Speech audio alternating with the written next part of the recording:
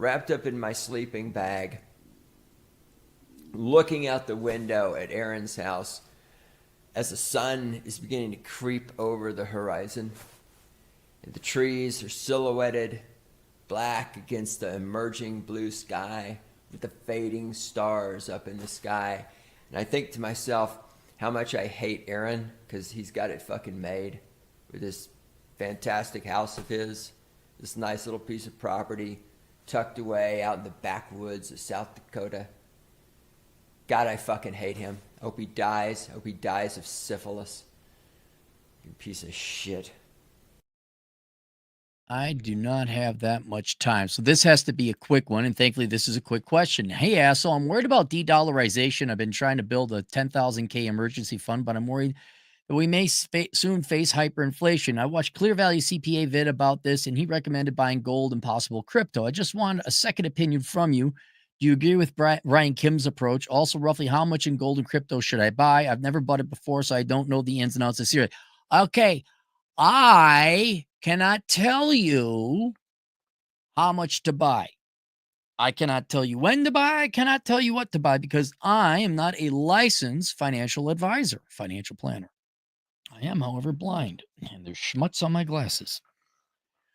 I can only give you options for you to further evaluate and figure what might work for you. But all of this is under the fact, not the caveat, though that too, the fact that nobody knows what's going to happen in the future. So I'm going to give you a whole bunch of investment options. They're not really investments, they're hedges that ideally, hopefully, will help you hedge against inflation. But there's no guarantee you could lose all your damn money, which, though, in an ironic sense, if you're trying to hedge against inflation, that means the dollar is not de-dollarizing. It's strengthening. So you would be happy on that end. And these are more insurances that hopefully you never have to use, right? The best thing to happen is silver would go down to a penny because the dollar came back and America's great and we kicked out all the Democrats. And you said, oh, you want to be a company here? Well, you better hire Americans. And we stopped. Never mind. Go on here. So Clear Value, is that David Kim? Is it the hated David Kim? Arch rival, arch nemesis to Chad Elkins? I agree somewhat, but it's not robust enough in my opinion. Gold and possible crypto. All right. Yes, in general, sure. Crypto goes like that. Out of all the things we're going to talk about, crypto is the most volatile and the most risky.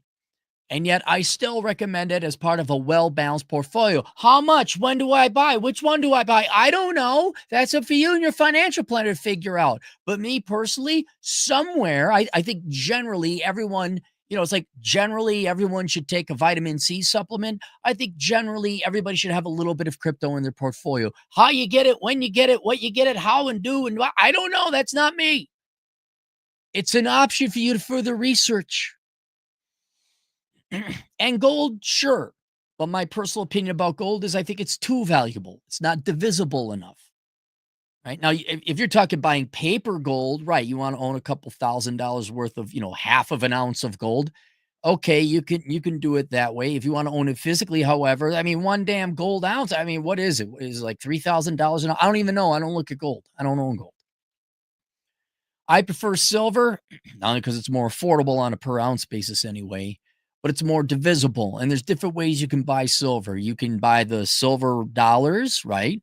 Which are about $40 an ounce now. Probably a little bit more because you got to pay a premium for physical.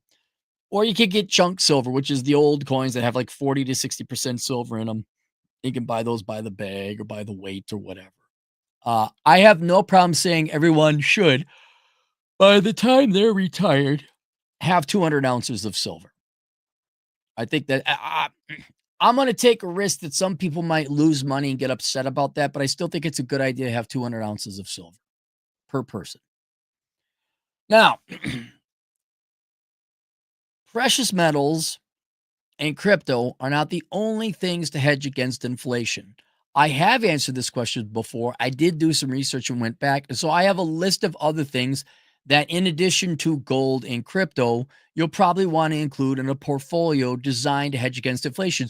Which one? How much? When do I buy? Do I sell? I don't know. Talk to your financial planner. Here are some other things that have a historical track record of being pretty good, but not guaranteed hedges against inflation. Right. So these are financial products you can buy. So, silver or gold? I got an idea. How about both? Huh? We're gonna talk about diversification. So I have no problem you getting gold. That's fine. A way I'd consider getting gold though, maybe buy some gold for your missus, some jewelry for your missus, or get yourself a nice gold ring or whatever you wanted. All right. Yeah, the melt value and all that, but at least you get some practical use out of it. Boring as it is, there are inflation adjusted bonds. Okay, so you go ahead and invest in those. What has proven historically based on research, though it may not continue into the future, is ironically the S&P 500 that has, I believe, I even want to say a 0.89 correlation coefficient of countering inflation. So that's a pretty good hedge. Historically, a good hedge against inflation. Real estate, Cappy, but I don't own a piece of property or a house, but you can invest in real estate investment trusts. Or maybe you own do you own property? That tends to be a pretty good hedge against inflation. Number go up, import everybody, not create only college graduates and no carpenters. Women not sleep with carpenters or tradesmen. Why no housing? Why housing so expensive? Wah. So real estate investment, property in general, whether you're buying it through a real estate investment trust or you actually own the property yourself. There are commodities. Silver and gold are not the only valuable metals. There are industrial metals, commodities. You can buy timber, you can get iron, you can get magnesium, you can get phosphate, you can do whatever. You might want to look in, they have diversified commodity indexes or mutual funds. They have a little bit of everything. Does it go up? Does it go down? I don't know. That's for you and your financial planner to figure out. And then I also mentioned crypto. But I think overall, yeah, okay. Is having some gold and crypto better than nothing at all? Yes. But I think a well-balanced portfolio of all of those things mentioned above, that would probably be your best risk-lowering approach to hedging against inflation with not a single fucking guarantee from me. So if you were to invest in all of those things to whichever amounts you and your financial planner decide at whatever times, over time, that'd be a pretty my wizard crystal ball, no science, no guarantee, predictions and estimate. I feel pretty safe. I'd be like, yeah, it's about right. Now, expand our minds. There are other non-financial instruments that are really good hedges against inflation. I write about this in Bachelor Pad Economics. The number one thing is skills. Dentists and accountants just jack up their prices. Mechanics and plumbers just jack up their prices. If you're a lady of the evening, you think ladies of the evening worry about inflation? They just jack up the prices because these skills are in high demand. And so, especially when you're a younger person, what I recommend, okay, maybe you don't have $100,000 to drop 20,000 each in these different investments I talked about, but maybe you got 10. Well, why don't you go become a mechanic? Why don't you become an accountant or a dentist? Go to school for something. And you know what? You don't have to go to college. You could just go pick up those skills. Well, maybe not dentistry because you need a license for that, but you can learn to fix your own car. There's like some nighttime courses you can take and learn how to do basic carpentry, right? And then ideally though, you'd have a skill that would be naturally hedged against inflation. So I choose your career very carefully because that's going to determine your wages, which is more determining of your purchasing power and hedge against inflation than everything else we talked about. Plus, you got to work up the money to buy all the things we talked about. So why not we boost our wages as much as, doctors don't worry about inflation. Related tools. Right? You will save more money fixing your own damn car and doing your own damn repairs to your house, and you'll get injured and learn to use duct tape bandages. But you need the tools. I think tools, especially go to Harbor Freight, you get some starter tools.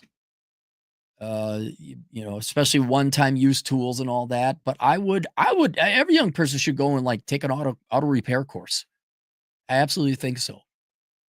And you get the tools to go and fix your own house and fix your own car. Maybe even computer tools as well. Entrepreneurship, that one's a little harder. Not everyone can be an entrepreneur. But again, you like just jack up your prices, assuming you're in the right field. And this is a new one, though I didn't think about it. I was just trying to think, what else? What else? Minimize your health expenses. You know how you minimize your health expenses? Which are going to come in the future, by the way. That's like one of the largest when you're young, it's education, and you don't get anything in return. And then when you're middle age or youngish middle age, it's divorce and family destruction.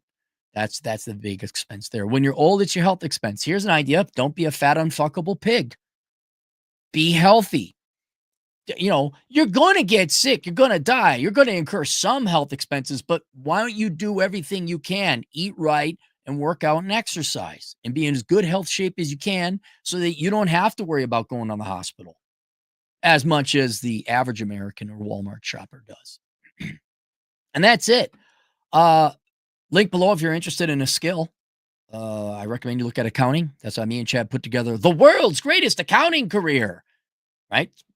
If you're doing people's taxes, I think you're pretty hedged against inflation. People will disagree. I disagree with you disagreeing. We'll all agree to disagree on disagreeing with the disagreeableness. There's also Bachelor Pad Economics, which I go into a lot more detail. But yeah, there you go. That's it. Do we have any super chats? No, we don't. All right. I'll see you guys later. Toodles.